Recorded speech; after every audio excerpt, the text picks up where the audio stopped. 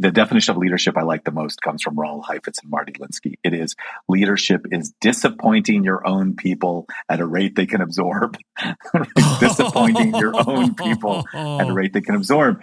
And so what you realize is that none of us got into ministry to disappoint people, right? I say there's a God we love and there are people we love. We're going to introduce the people we love to the God we love by building a church they will love. What could possibly be disappointing? Until you realize that to build a church for the people we love who do not know the God we love means messing with a church that people have loved a long time.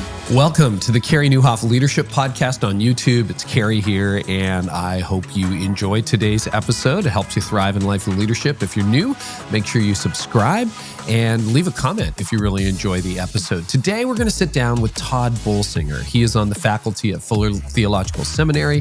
He also leads several facets of the Dupree Leadership Institute. And, he's written an amazing book, a book of the year, which was Canoeing the Mountains. And we talk about how to lead change when you really can't see ahead, when everything is changing. How do you do that? I think you're really going to enjoy this episode. And today's episode is brought to you by the Art of Leadership Academy. This is a forum I host every month. I do a monthly coaching call. And imagine if this was live and you could just ask me a question. That's what happens every month in the Academy. This month, we've got my good friend Jeff Henderson, who is going to be leading the call. And if you join by February 13th, you'll get to ask him some questions about what's next for you. Check it out. You can just click the link below or go to the artofleadershipacademy.com and make sure you check out our good friends at Belay. You know, a lot of leaders really struggle with delegation and the pros don't. So Belay has a free book for you that you can get by simply clicking the link, and it's called Delegate to Elevate. And if you want to elevate your leadership, that's what you should do. Or you can simply text my name, Carey, to 55123. That's Carey to 55123, or just click the link. And now to my conversation with Tod Bolsinger. All right, Tod, welcome to the podcast. This is really good to be with you, Carey. Thanks for having me. Well, it's a delight to have you. And I didn't tell you this beforehand, but I have a confession to make. I feel like this is on my conscience. So your book, Canoeing the Mountains, came out when? It came out. It came out in 2015, actually, the first time. It was 2015. Okay. It was. Because I released Didn't See It Coming in 2018. And all people talked about was how great Canoeing the Mountains was. And so I got a little bit like, do you ever hear Adam Grant and Simon Sinek talk about being worthy rivals? Yeah. So I've just got a little bit of a confession to make that perhaps I was a little bit jealous or a little bit like, oh, there's my worthy rival or whatever. Anyway, finally read it. It's an incredible book, exceptional book. You did a great job. Same with the new one, and it's an absolute delight to have you. So with that out of the way, you ready to have a conversation?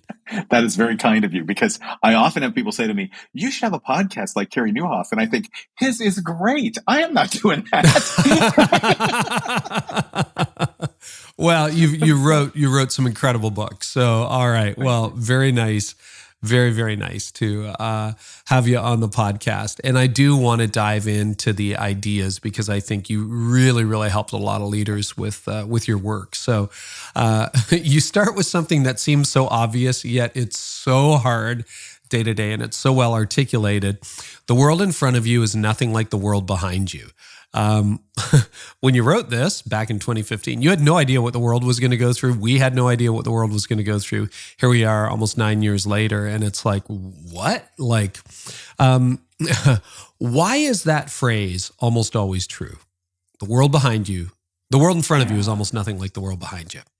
Well, because we were trained to recognize the world that we see. So like that story is a story about the Lewis and Clark expedition. They literally came upon mountains, and the Mandan tribe had told them, oh, you're going to face some mountains. And they said, mountains. We're from Virginia. We're great at mountains. like their mental model of the mountains were the, American Blue Ridge Mountains, not the Rocky Mountains. Same idea, totally different thing. And that's what happens is the world in front of us, we tend to assume it's going to be more of the same. And yet it's much more disruptive every day. So this isn't a book study, but you do use the analogy or the example of Lewis and Clark. For those of us who barely have elementary school history in the back of our mind. Yeah. Can you remind us some of the challenges that they encountered, and having not traversed the Rockies, but driven through them and then gone across Death Valley? I remember the first time, I guess the only time actually I've been through Death Valley. I remember seeing it on the other side of the Sierra Nevada, and I'm like, why do they call it Death Valley? Oh my gosh. Like this was really hard. It's hard enough if you're in, it's hard enough if you're in a car. It's like, do we have enough water? Do we have enough gas? But my goodness, I mean, these people like 150, 200 years ago, it was a whole other game. So explain the metaphor a little bit. Well, so the metaphor was that for the better part of 300 years, the dominant mental model of the world was all the important people are in Europe, and all the things the important people in Europe want are found in really interesting raw materials in the rest of the world, spices and silks and stuff like that. They were smart, the people in Europe. Whoever could control the water route, which because it's easier to move raw material over water than over land, whoever controlled the water route and tax everybody else will become the most powerful nation on the world. That's it. That was the plan. 300 years of people with that mental model was all about who could control the water route. So fast forward to this fledgling United States of America, and Thomas Jefferson knows his land mass is in the middle of that water route, that all the European nations want to find a way to get across it. So the Corps of Discovery was sent by Congress to find a navigable water route that would connect the Atlantic Ocean to the Pacific Ocean. And that, of course, meant up the Mississippi River and across the Missouri River. And boats had come from the Pacific side up what is now the Columbia River, but no one had found where they connected. So that's the assumption. And everybody had that mental model. You'd be able to find a water route that would go across. Until after 18 months of going upstream, they get to the top of the pass that is between Montana and Idaho, called the Lemhi Pass. And they look over and they see the Rocky Mountains.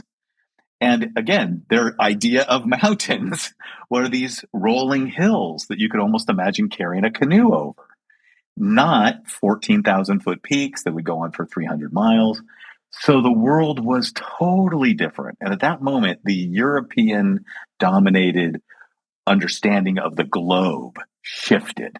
Like they were wrong, and they had to rethink the entire geography. And that led to all kinds of things, both positive and negative, within our cultures. But what it demonstrated was how often we are just trapped in an old world and an old assumption that we need to rethink if we're going to be leaders taking people forward. So to finish the story, how did they get through in the end? So they didn't through canoe the mountains. Right. No. The whole answer is, how do you canoe mountains? And the answer is you don't. You have to drop the canoes, which is loss. And they had to learn to listen to a teenage Native American nursing mother named Sacagawea. In our 11th grade history classes, we learned her name as Sacagawea, but they wrote her name down as Sacagawea, and I'd love to give her back her name. And this, think of Meriwether Lewis being tutored by Thomas Jefferson in the White House. In order to be able to discover a whole new world, he had to learn to listen to someone who he hadn't written down a single word she said, because he hadn't up until then thought she was worthy of writing down. Now they have to learn to listen to her. And I think this is the place where the church finds itself today. We are totally disrupted. We've been trained for the past, and we have to learn to be humble enough to learn from other people, learn as we go, listen to other people, try new things, and let go of these canoes that we built with our bare hands that are part of our identity. Well, again, you wrote this in the mid-2010s. None of us saw the gut punch coming up with COVID and lockdowns. Like in our lifetime, we'd never lost access to buildings, etc.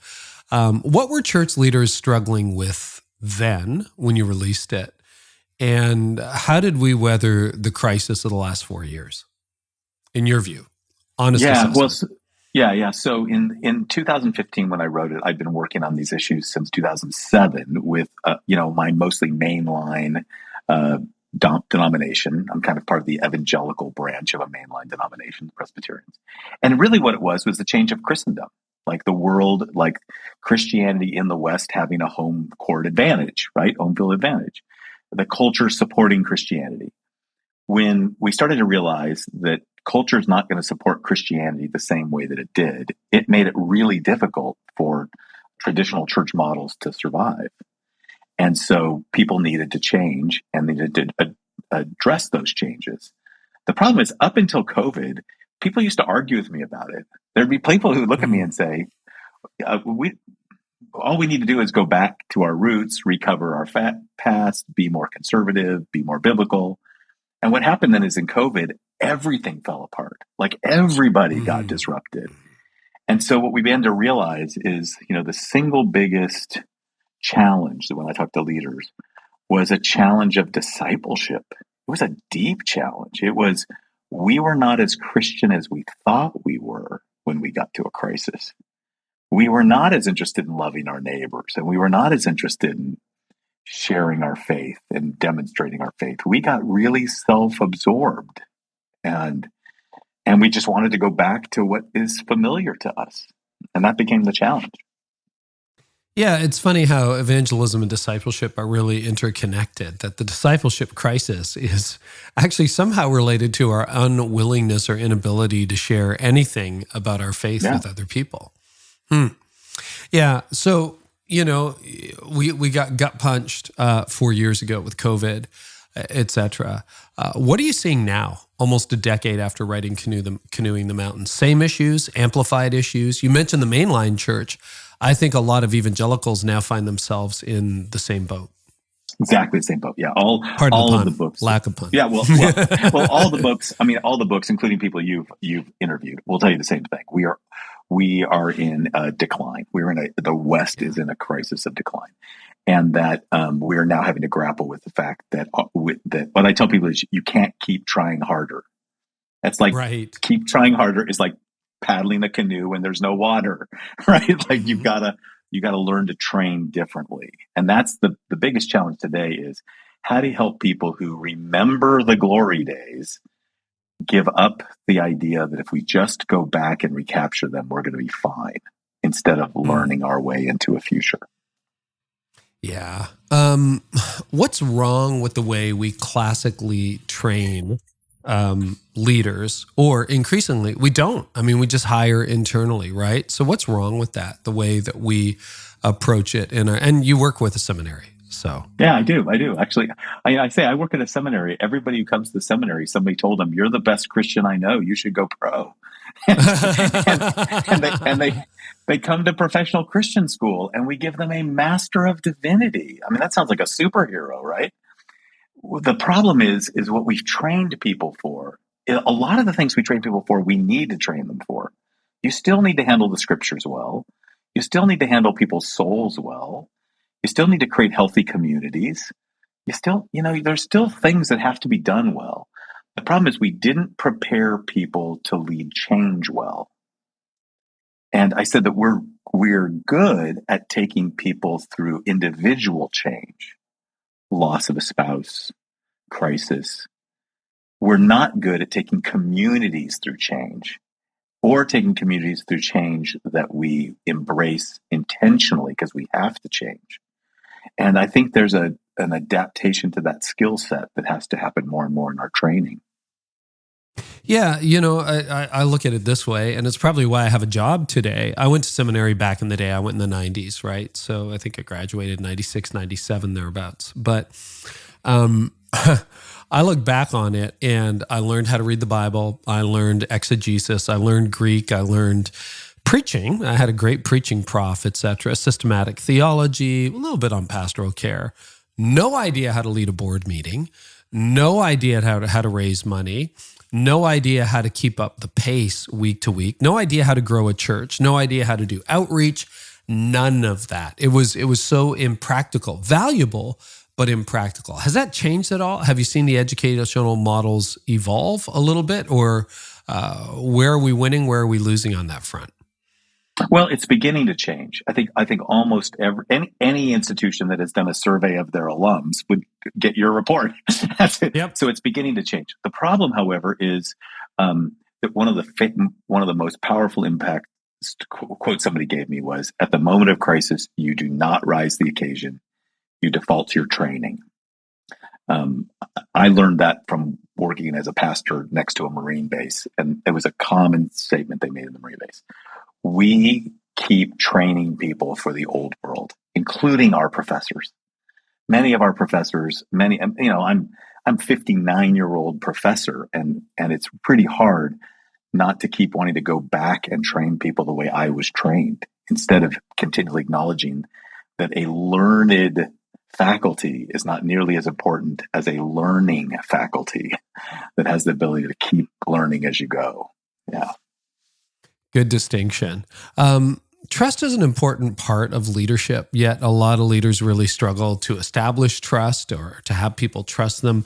What are some keys to developing trust? Like thinking back on that metaphor when you don't really know where you're going. I mean, looking at the world ahead of us, it's not like any of us has a clear roadmap. We don't know. A bunch of mountains in the way. So how do you develop trust when you're not sure where you're going? Yeah.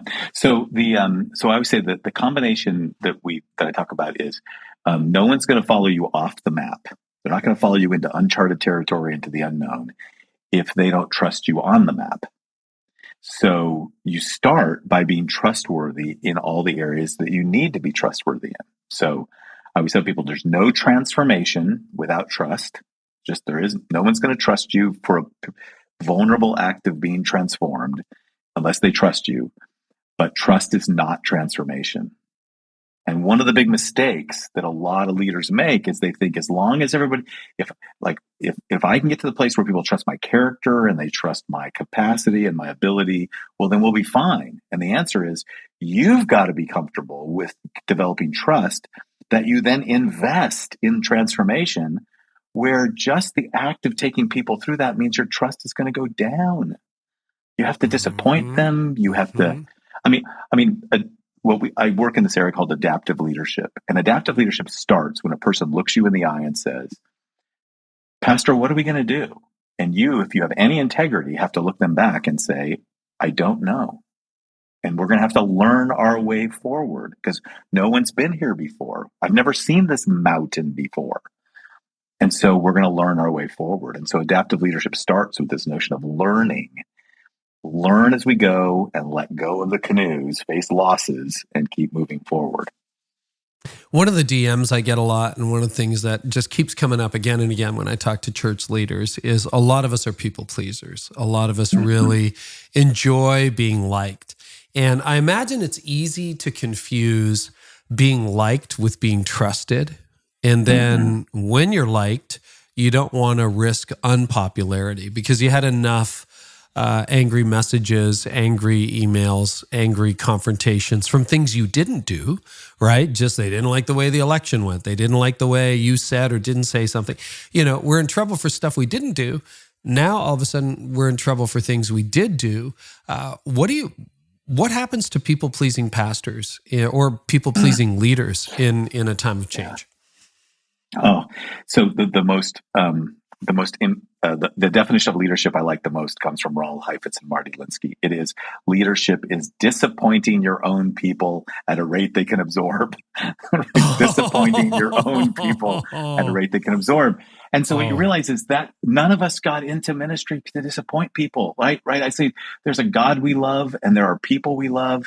We're going to introduce the people we love to the God we love by building a church they will love. What could possibly be disappointing?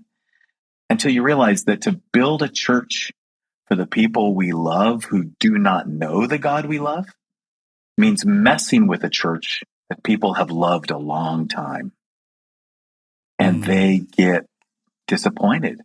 They hired you to make things better for them. What they meant was better for them so they wouldn't have to change. And now they're disappointed, and they're disappointed at you. And so, so the entire thing we realized during COVID was the hardest thing for pastors, the single hardest thing, is facing the sabotage of your own people. The people who said, lead us, we want to reach our neighbors, we want to grow, we want to be vibrant, we want a church that will be there for our children and our grandchildren. And you started doing it, and then they sabotage you. And that's a normal part of leadership. That it's actually, Ed Friedman says you need to expect sabotage, that it's part and parcel of the leadership experience. And he says the most important aspect of leadership is preparing for sabotage. Most important. I said, which is why, of course, we gave a year of it in seminary, right? No, nobody ever learned about it, right? Nope. So we're trained to be, So we're trained to be people pleasers, thinking that if people are happy, we're good. And what we have to realize is anxiety makes people sabotage. So you prepare for the first thing you prepare for is understand that sabotage is not only normal, but sabotage is not the bad things that evil people do. Can you define sabotage a little more, just so we're clear in terms? Yeah. Sabotage is when the very people who are with you want the status quo more than they want transformation.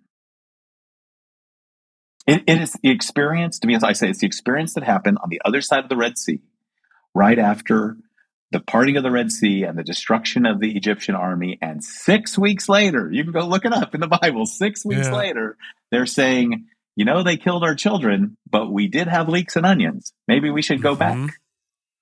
6 weeks. Sabotage. 6 weeks. That's sabotage. Wow. Say it one more time, the definition. It's so good. Yeah. Sabotage is where people prefer the status quo to the transformation, and they resist the very transformation they're asking you to lead them in. Which is one of the reasons we don't see changed churches. Right. Oh, and I tell people every single time I talk about this, I say, sabotage is not the bad things that evil people do. It is the human things that anxious people do. Anxious people want the familiar. They want to go back to what they know. They prefer the familiar to the transformation. And so they literally will prefer slavery in Egypt to the transformation necessary through the wilderness to become a people for the promised land. And they do it. We see it over and over and over again. It's the big challenge of the transformation, the leadership change process.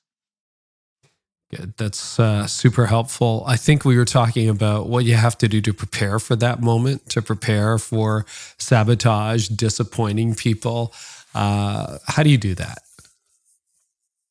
Well, you start by knowing that it's normal. That's the first thing you do. You start by acknowledging that it's going to happen. You prepare yourself not to be reactive. So I say that sabotage is the developing the resilience to face resistance. The resistance of sabotage is a formation process that happens actually in the process of facing it. So you have to be prepared that we're going to face this, and then there's a formation process in the middle of it for facing it. And that really starts with your own self-reflection. It helps you pay attention to the fact that part of my problem is that I'm a people pleaser, and that I need to come to grips with the fact that I want their approval even more than I want to fulfill what God's called me to do. And I've got to just acknowledge that. And then I got to acknowledge that I sometimes get mad at them for not approving for me. I talk about this as having a failure of heart, where I become cynical and mad and angry and disconnected because they're just doing what anxious people do, and they need me to lead them through it, but I get mad at them. But there's a place where Moses in Numbers 11 literally goes to God and says, if you're going to leave me with these people, you can kill me now. Mm-hmm. And I think I have never once on a Sunday morning come home and said that to my wife. That's what I think I'm going to pray to God today. But I did come home a lot of times and think, I could sell real estate. Exactly. Well, and so many people have, right? So many people just bailed. Right. It's tough. Do you think part of it is, like, I agree, everything requires change. One of the trends I'm really studying right now is it seems like the stable church is disappearing. If you read the statistics, you're either growing or you're dying. So that idea that we can have 300 people indefinitely and everything will be fine and I can do my 5 years here and move on, those days are gone too. But I often found that seminary didn't attract leaders as much as it attracted chaplains and pastoral care specialists and counselors, etc. Is there a difference in profile for the kind of leader that is needed for the church, or can chaplains be turned into leaders? Like, how does that work? Yeah, it's interesting. I've always said, I love the way you said that, because I've always said seminaries attracted teachers and chaplains. Like, so those of us who say, hey, what do I want? I want 300 people sitting in front of me so I can open the scriptures for them. And I got to say, that's where I started. I started as a guy who loved the scriptures and loved teaching the scriptures. And then there's the chaplains. There are people who just love this care of souls, and they're amazing. And what's interesting is even today in most seminaries, chaplaincies degrees are increasing. Pastoral degrees are decreasing, because pastoring more and more requires leading a community of people through change, which means we're going to have churches where people demonstrate that and grow people up and reframe what pastoral leadership looks like. And I'll give you an example of this. I ended up in an argument on the internet with one of the former editors of Christianity Today, who said, we don't need leaders, we need shepherds. And I wrote back and said, yeah, but in the Old Testament, shepherds were the military leaders. That was the metaphor in the Old Testament.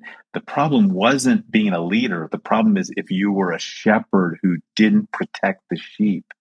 And God says, I'm going to give them shepherds after my own heart, which means shepherds who will protect and lead the sheep, not eat the sheep or sacrifice the sheep. It was a quality of leadership. And even today, you see crises. I see many people who are promoting books right now that are kind of anti-leadership. And I keep saying the point isn't to get rid of leadership. The point is to get rid of bad leadership and reframe what Jesus-like leadership would look like. Can you you make a distinction between managers and leaders? What's the difference? And then can a manager become a leader? Yeah.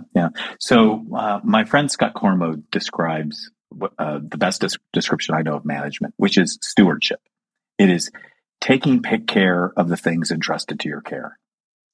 And I think I'm a good believer that good stewards and good managers are really valuable. And any of us who followed a bad one knows that they're really valuable.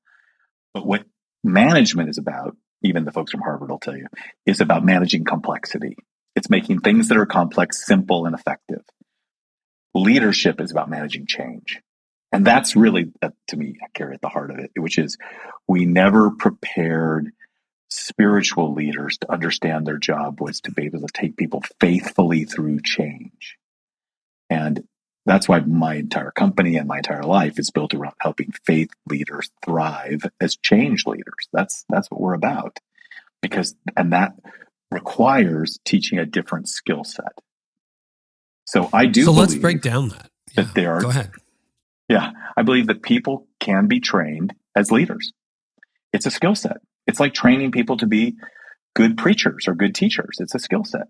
Some are more gifted at than others. Some are more naturally gifted, but you can train it. I mean, it's understanding that leadership is a skill set that requires wisdom and capacity that has to be taught to people and trained for people. How do you do that? How do you train leaders if that's not their natural bent? You train them in real time in the midst of facing leadership challenges. That's actually the statistics are really clear that it's almost impossible to form leaders prior to them taking on the responsibility for leadership. Leaders are formed actually in the leading. So it's real-time training in the midst of real-time challenges that is necessary to do so. You can prepare them with some concepts, but you've got to be able to do that. And what are the specific skills you would look for? I mean, obviously you've written books about it, but if you had a list of 3 to 5 that you're like, hey, this is what you need to pay attention to. Yeah. Well, first of all is a clarity of mission.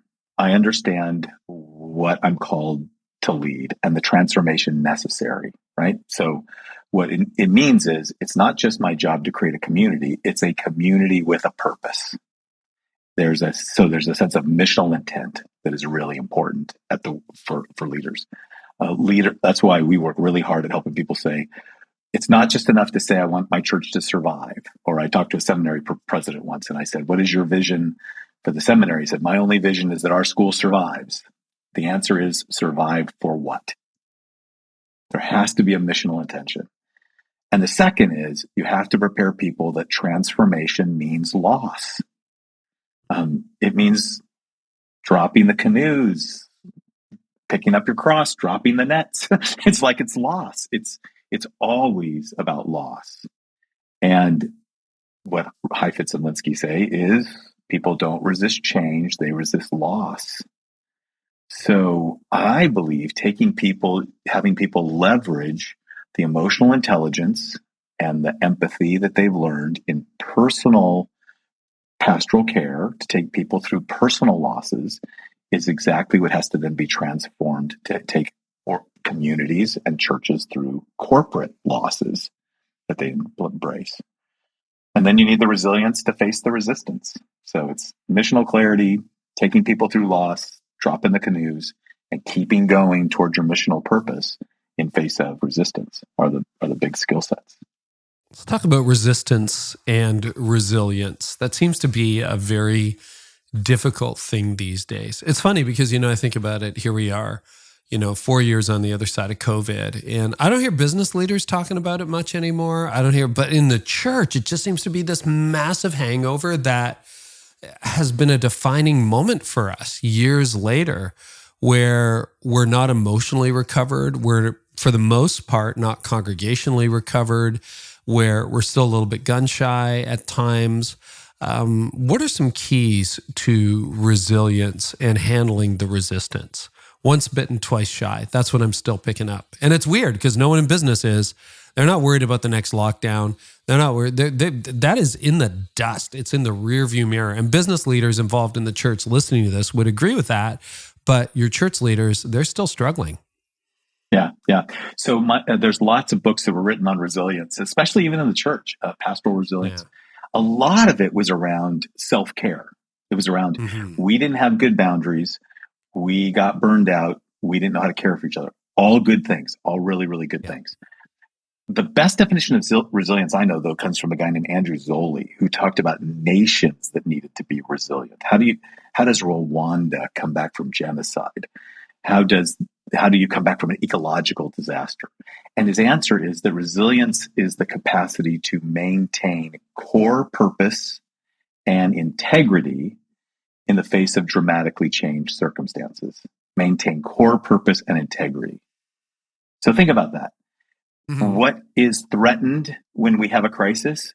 Our core purpose. We stop doing the thing we are called to do to survive. And what gets threatened? Our integrity, our values. We start compromising in order to survive. And so what happens very quickly is people lose their purpose and they lose their values. And I believe that when you lose your purpose and you lose your values, you lose your heart for the work. And I think what's happened today, I saw somebody on Facebook posted, what is the best book on leadership you've ever read? And 50 people or more responded. And everyone except 2 books were all about the inner life and the boundaries of a leader. They were all the kind of books, I love them, I've read them all, but they were all about stuff like Henry Nouwen's In the Name of Jesus, which is kind of an anti-leadership book, right? They were not about how to lead better so that we can actually survive this stuff and that we can thrive through it. I think we resist the call to leadership and because it wasn't what we signed up for, really. We signed up to be teachers and chaplains, and to do pastoral care, and to love people. That kind of resonates. I got yanked into ministry through a pretty supernatural call experience for me, and also in the Presbyterian tradition. I went to a Presbyterian seminary. And I really don't have a pastoral profile. I'm an Enneagram 8. It takes me longer to feel things. I was okay with the resistance. I was okay with disappointing people. I mean, was I really? No, I'm not really. But hey, this is part of the game, guys. This is what we signed up for. This is what happens. And otherwise, the writing's on the wall. These churches are toast in 5 years. And I would lead that way. That seems to be I'm not saying I did it well. I'm not saying I did it well at all. But that seems to be a very rare skill set in the church these days. Is it partly temperance? Is it partly temperament, I guess is the word I'm looking for? Is it partly temperament? Is it partly disposition? And, I tend to be, I do have a good heart, but like I can let stuff roll in a way a lot of other people can't. They would feel it. They would lose sleep. I lose sleep over people issues internally. So if, I got a staff member that's going sideways, I got to have a hard conversation. But if like someone's mad at me, I'm like, I'll live, that's just me. I don't know. What are the temperaments and dispositions you need? And do people need to toughen up? Because it is hard. And I lived off numbers 11 at times, or I'm like, all right, today I feel like kill me now. But then Moses gets better. And then God comes along and he goes, well, okay, if you're not going to kill all these people, I will. Like it's between one day God has a bad day and the next day Moses has a bad day. And I'm like, yeah, that's leadership, man. That's 100% leadership. Yeah. Well, what's so interesting about it, I'm an Enneagram 8 also. So I tease people. I tease people that, I don't have to kick down every door, just the ones that are closed. I kick it down before I check the door handle. But so it's natural for me to think that way. And what I had to learn was that I could go a long way with my own energy and my drive and my sense of vision, but I couldn't take people along on the journey. Mm-hmm. Sooner or later, I'd be out there by myself. So I had to learn a different way of leadership that required me to say, I've got to take people through a transformation. And leadership is about that transformation that I have to take people through, which required me to have to then also learn that it wasn't just about my being tough. It was about my being empathic toward how other people needed to be transformed also. That became the real challenge. Yeah. Okay, well, that's a good point. So you had to learn empathy. I had to learn empathy, and thank goodness emotional intelligence and empathy are skills that can be learned. I have learned them. You're making the argument that people who might be more pastorally inclined could also learn the skills of leadership. Is that fair? And if so, anything else on that? Yeah, I really am of the school that leadership can be learned. That leadership is something. It is a wisdom and a skill set. It can be learned. The problem is that we have some once in a generation talents out there who are famous, and we think, oh, that's what a leader looks like. And I want to say I can't help you become one of them.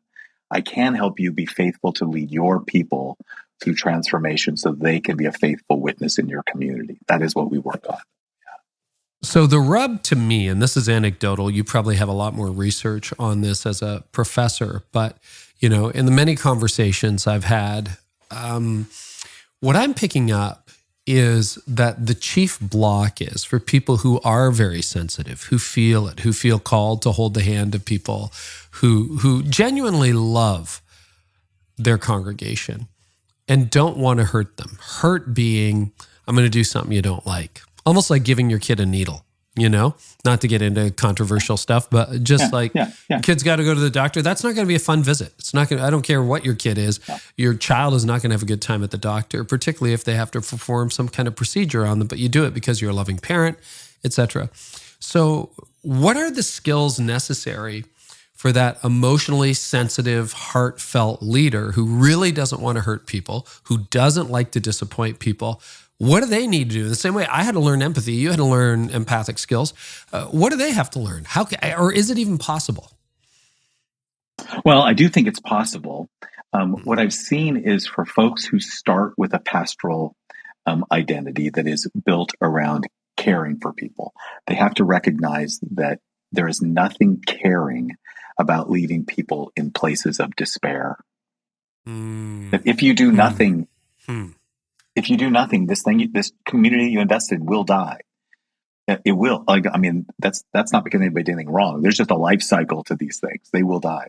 It is despairing to give your life to something that will go away. So to give yourself to something that is bigger than yourself means it requires you to keep being transformed also in very particular ways. And that's why all my doctoral students, the whole second year of a 3-year cohort is about their own transformation and them understanding how they need to be transformed to lead change and how they need to have a set of spiritual practices and leadership practices that they need to live into. It's really about I say everybody will be changed, starting with the leader. And that's everybody. That's not just Enneagram 8s like you and me. That's everybody. We're all going to have to go through some kind of transformation.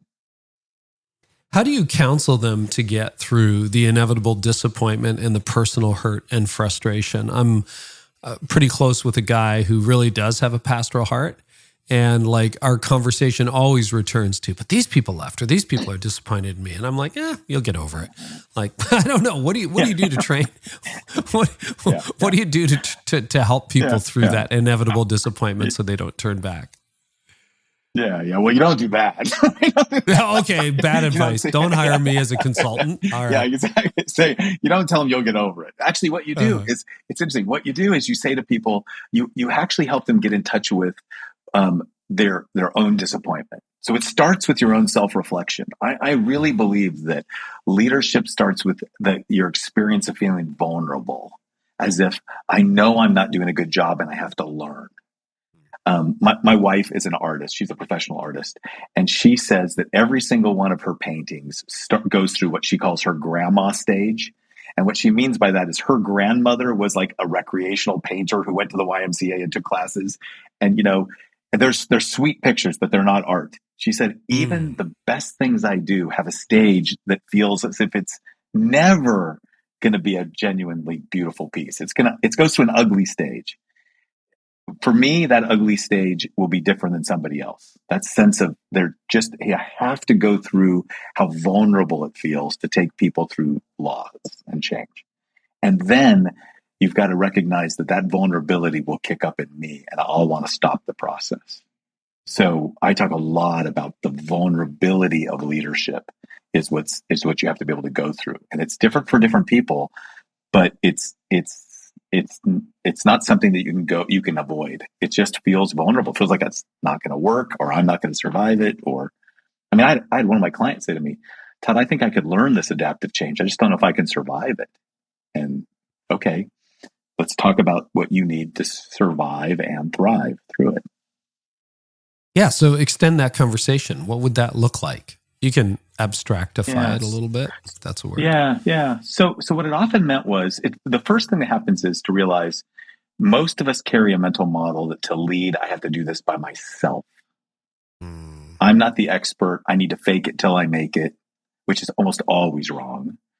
Instead of acknowledging that I need help. So I always tell people, every leader needs at least 3 types of people in their life. They need partners. So a partner is a person who's as committed to the mission as I am. I say my partners are more committed to the mission than they are to me. If I stop doing it, they'd keep doing it. That's what a good partner is. I also need friends. Friends are the people who are committed to me more than a mission. They are the people who look at me and say, hey, Todd, I heard you got a new book out. And I go, I do. You want to read it? And they go, no. I'm not interested in your books. I'm just your I want to know if you're actually free to hang out. Right. I'm just your friend. So you need partners and friends. And you also need mentors.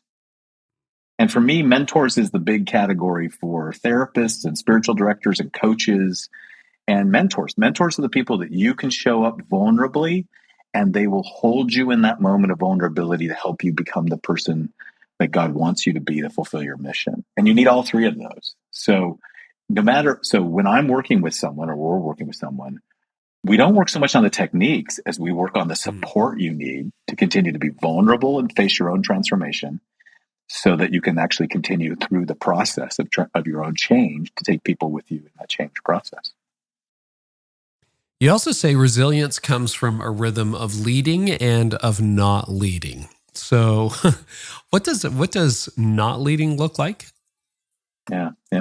So there are these moments when if leadership is taking people through transformation and they're going to resist it, you need some things in your life that people are not resisting, right? Like I would say, in order to disappoint people, there's got to be some people in my life who are happy with me, like even me as an Enneagram 8. So I'll tell you, like one of the things I know is I have a joy out of teaching and preaching the scriptures. I do, and I'm pretty good at it. I'm trained in it. So anytime I get asked to preach or teach, it's a joy. It is not leading. It's actually relying on my technical competence that builds trust and it gets me good feedback. In my personal life, to be honest, one of the things is my wife, the professional artist, likes working into the evening. So I make her dinner every night. I just cook every night. Well, kids are gone. I got grown kids. I can make dinner. And you know what happens, Carey, is every night she's happy with me. So I might spend my whole day coaching people who are frustrated, but I end my day with my wife saying, thank you so much for making me dinner. So you need some things in your life, not only not leading from the standpoint of I need rest and I need restoration, but I also need places of my life where I'm not getting resistance. And you can't have you can't have resistance all the time. So for me, it is, I need time with my family, I need time in nature, and I need time doing some stuff I'm good at. I just need some time doing some stuff I'm good at. Yeah. You know, that's been a recurrent theme. I'm thinking of Annie F. Downs, Steve Cuss, and others, even Craig Groeschel. You know, when we've had them on the podcast, like Craig's like, all right, when I'm not working, I'm going to learn. He's a super challenge guy. So he'll be like, I'm going to get my pilot's license. I'm going to learn Brazilian jiu-jitsu, et cetera, right? So he does that. Annie F. Downs is like, what's a hobby? Like, do you have a hobby? I think that's really important. I've had to develop that on the other side of burnout. But what I hear you saying, and I just want to make sure I got this right, because I think this is big, something positive, something energetic, something that you're good at, or at least you don't get any resistance to, you're not keeping score. One of the challenges I've had, and I'd love to reflect on this a little bit more, is become a huge fan of silence, a huge fan of quiet and downtime and rest. But the problem that I have in those moments is if it's a challenging season with one thing or another, my mind doesn't shut off. So I need something to distract. Like if you're angry about something, I find it's better to put a movie on than go for a walk, because if you're going for a walk, you're just going to think about why you're angry. And sometimes it works out and you're like, okay, I'm not angry anymore. Sometimes it just gets worse. There's the principle, I think psychologists call it distraction, where if you just distract yourself for a little while by reading a book, watching a movie, going out with a friend or something and having a totally different conversation, your brain leaves that and away you go. Is that kind of what you're talking about too? Because if it's only silence and I'm reading and contemplating, like I just mull these things over and ruminate. Well, I think I always think of it, since you said distraction, I wasn't thinking of that, but that is some of what I'm doing is I'm letting my brain go to someplace else. So for me, it's almost always some activity outside. So when I'm fly fishing or skiing or hiking, if I get my body moving, then my brain calms down. So part of what I need is I need to be doing things that are like, even when I'm cooking, I'm chopping and I'm doing stuff, like getting my body doing something else allows me to allow this thing that I'm ruminating on to recede to the back, where it calms down enough for me to think about it clearly. And one of the things to pay attention to is if I'm anxious, I'm usually not thinking clearly. Trisha Taylor says anxiety makes you stupid. And I think to pay attention to that, I'm so anxious, I won't think about this well. And psychologists tell us anxiety also makes you rigid. If I'm anxious, I will go back to an old rigid form rather than be open to the possibilities of new things. So I need things, the way you use your word, distracting. I need some things to actually let me get some space away from this so I can come back to it in a calmer place. Yeah. That's good. Hey, when you think about the future, keep going. Well, I was going to say, one of the reasons I fly fish is that the entire world revolves on something so small that I can't do anything else except pay attention to it. And if my phone rings in my pocket, I won't catch that trout. But if I'm paying attention to it, I get a burst of endorphins and a joy for being in a beautiful place. And so it's very Zen-like, if you will. It becomes very focused. And it's amazing how the things I've been worried about just go back and recede into the back, where then I can come back to them with new energy. Yeah. When you think about leading into the future, what are some of the challenges you see on the horizon for leaders? It's interesting. You and I were both at a conference where they wanted to talk about the future, and I said, "I'm not good at that. You should talk to Carey Nieuwhof." I didn't even know you at the time, and I think of you as the guy I turn to say, "What do you think the future looks like?" They used to say Wayne Gretzky always said, "Skate to where the puck is going," and I think the world now has 14 pucks, and so I am not good at predicting. What I know is we're going to prototype our way forward. We're going to predict. We're going to not predict, but we're going to experiment. So I think the future, if I can give anything, I say the future is going to be built by small experiments that people are going to learn from, that are going to give us things we didn't even imagine. And it's going to be, we're going to move it forward the more we focus on pain points rather than vision.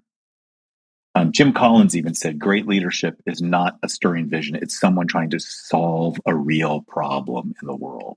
So the more the church focuses on real problems of real people and seeks to learn as we go, I think the future is going to look like that. And I think other things are going to just fall apart. And I don't know what that looks like, but I think that's the path. Well, and some of that goes back to qualities and characteristics that we've hinted at, right? Like I would think agility and resilience are going to be really important.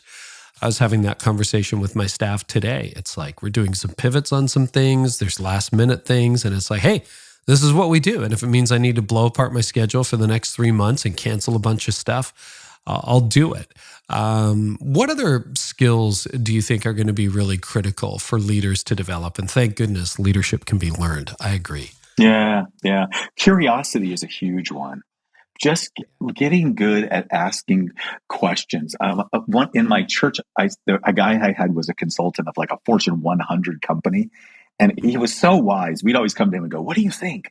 And he would say, I think there's a good question in here somewhere, and I don't know what it is yet. It was almost like this Zen thing he said, right? Yeah. But think about that. Like until I'm clear on the question I want to explore, I'm probably not there. So getting to become a better question asker, to be a better explorer, to be more curious rather than certain. I always say I want clarity of mission and I want curiosity rather than certainty. And I think those things are going to move us forward. Those are going to be part of the skill set. It really is about learning as you go. And I do think it's about loss, which requires both empathy, say from people like you and me, but it also it requires courage from some of our friends, some of our other friends. I think loss requires both empathy and courage. So curiosity, empathy, courage, clarity of mission, openness to different possibilities of how we get there. I think those are going to be some of the traits we're going to have to see. Tod, any question we haven't tackled that you would like to tackle before we wrap up? I'm not sure. This has been fun. I think the main thing I'd want to say, just to say it again, maybe put a line under it, is I think the future is more and more collaborative. I think, Lewis and Clark are almost known as one word, Lewis and Clark. You can be in, like there's Lewiston, Idaho, that people don't know is named after him. And I did a presentation in Clark County, Kentucky, and didn't know it was named after that Clark. But Lewis and Clark ended up also needing Sacagawea. And so many of my students and many places I am consulting, we are working on shared collaborative forms of leadership that look much more like the New Testament and Paul's writings than like the models of the church we've had in the last 150 years or so. And I would like to see more and more leaders be able to say, I need to be part of a team or a partnership rather than I need to be the one. I have a hunch the future is going to require more collaboration. So if you don't mind, I'd like to drill down on that a little bit because I hear it a lot. And I think you're right. The future is going to be experimental, but I haven't seen that work at scale yet. there's a couple of co-lead pastors. Actually, I'll be there. There's a church, Preston Trail in Dallas, that have had co-lead pastors. Often now you see the breaking up of the teaching, vision, lead / executive role. Is that what you're talking about? Or are you talking about something different? Okay. Well, I'm talking about that as a start. If you just acknowledge, think about, like, I'm working with one larger church where, I mean, have the skill set to preach to a few thousand people every week is pretty huge. But to also expect that person's also going to be able to create a healthy environment for a staff of a couple hundred, so then you realize, okay, that's the big one. What about the small one? Okay, how about in a smaller church where you have the need for an older person who can help bring along some of the older members who are anxious, and a younger leader who has the capacity to just engage a different generation. Like I think we're going to see more and more collaborative forms of leadership, and I see this particularly when women step into leadership. All of a sudden, it's like it seems to facilitate more collaborative forms of leadership. And I just want us to think about that as something. I think it's not been at scale yet because I think it's pretty new to, we're used to defaulting back to our old models, you know? So, yeah. Do you have any thoughts on flat leadership? And what I mean by that, and I've seen little experiments on very small organizations. And actually, what's the book I'm listening to? It's The Founder's Dilemma. I don't know that you've ever read that one, but interesting book. And it uses case studies. They're a little bit dated from the business world, but where there's true equality in leadership. In other words, we have 3 CEOs. We have 2 lead pastors. We have 5 pastors who are just the executive team, and there's no distinction. Any thoughts on that kind of egalitarian leadership model? Well, what it requires then is to rework the expectations for how we make decisions. So one of the groups I worked with, they actually decided they wanted a collaborative model, and what they didn't have worked out in their polity is, so what do you do with ties? And that's where people right? And then people default back to, well, someone has to be in charge. And I kept saying, well, okay, I know that there are people who believe that's true about marriage. I've been married for 35 years. It's weird how my wife and I have been able to work out every disagreement without me having to ever say, I get the veto, right? It's just it's a skill set, and it requires you not only to have a different leadership model, but in one sense, a whole different organizational model that learns as you go. So we're going to have to develop that capacity of organizational learning to go alongside it. Yeah. Have you seen that work at scale yet in a large church or larger organization? I've seen it work small. I'm working with one church right now that's right in the middle of it. They're right in the middle of it. And it's beautiful to watch them do it. They suffered from a senior pastor who was the star and the narcissist and the problem. And they recovered with a much more healthy shared model.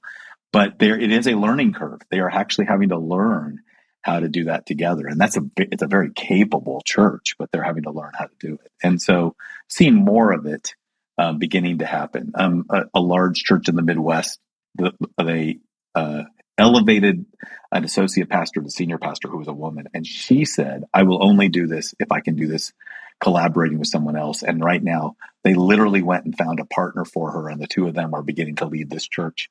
And I have some examples, but they're few still, because I think it's still new to us.